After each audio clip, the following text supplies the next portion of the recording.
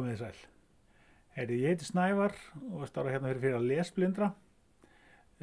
Mér langar að nota tækifærið og kynna fyrir ykkur ráðstefnu sem við erum að halda núna 29. febrúar næstkomandi. Spennandi ráðstefna, fjallar svona nýjungar og aðgengismál fyrir lesblindra. Snýr af hinu svona stafræna umhverfi. Það kannski ekki fara fram hjá neinum að nú eru til dæmis spjaldtölvur orðnar mjög svona allan mikið í umræðinu og töluvert vinsælar og nú þegar nokkrir skólar sem hafa tekið þannig tölvur í notkun fyrir sína nemendur.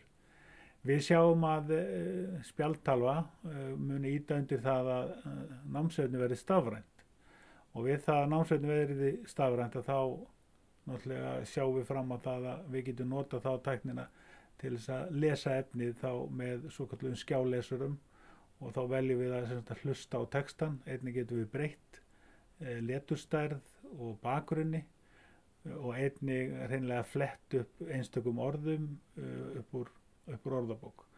Þannig við sjáum að þarna á ferðinni mjög spennandi nýjung fyrir lesblinda og sáum ástæðu til þess að draga saman góða fyrirlesara til að ræða þetta mál.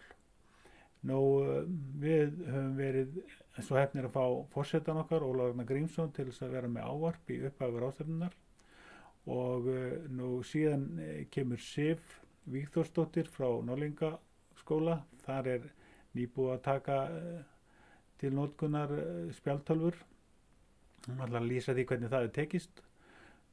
Svo erum við með erlenda fyrirlesara, Óli Brei. Við erum mjög spennt að fá að heyra í honum.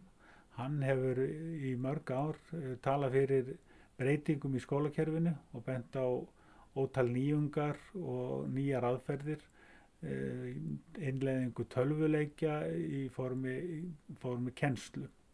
Þannig að það verður spennandi að hlusta hans fyrirlestur. Einnig fáum við gott erindi frá Rakel Sölvadóttur. Hún hefur séð innleiðingu á spjaldtölvum fyrir hjallastefnuna. Hún sjálf með fyrirtæki sem heitir Skema og heldur utan nám og námskeið fyrir börn í tölvuforritun.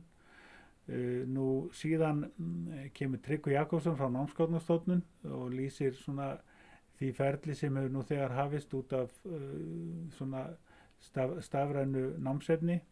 Jökull Sigurðsson frá Skólavefnum ætlar að lýsa því hvernig þeir sjá málið og hvernig þeir að koma að því og hvernig þeir að þróa sína heimasíðu með það í huga að efni sé allt stafrænt. Svo fáum við Þorsteinn Gunnarsson frá Kori.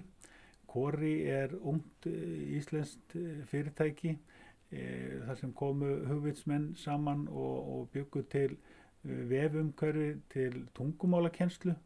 Þetta hefur fengið mikla umfjöllun og þótt mjög magnað umhverfi og það verður gaman að sjá hvernig tiltekst þar.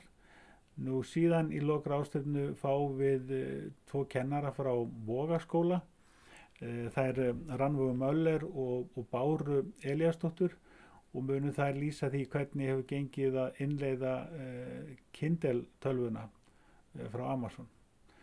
Ég vona bara sem flesti sjá sér fært að koma og við getum skipst á skoðunum. Það verður svona spjallborð í lokin og fólk kynni sér þetta. Takk fyrir bara. Kveðja frá félagi lesblinda.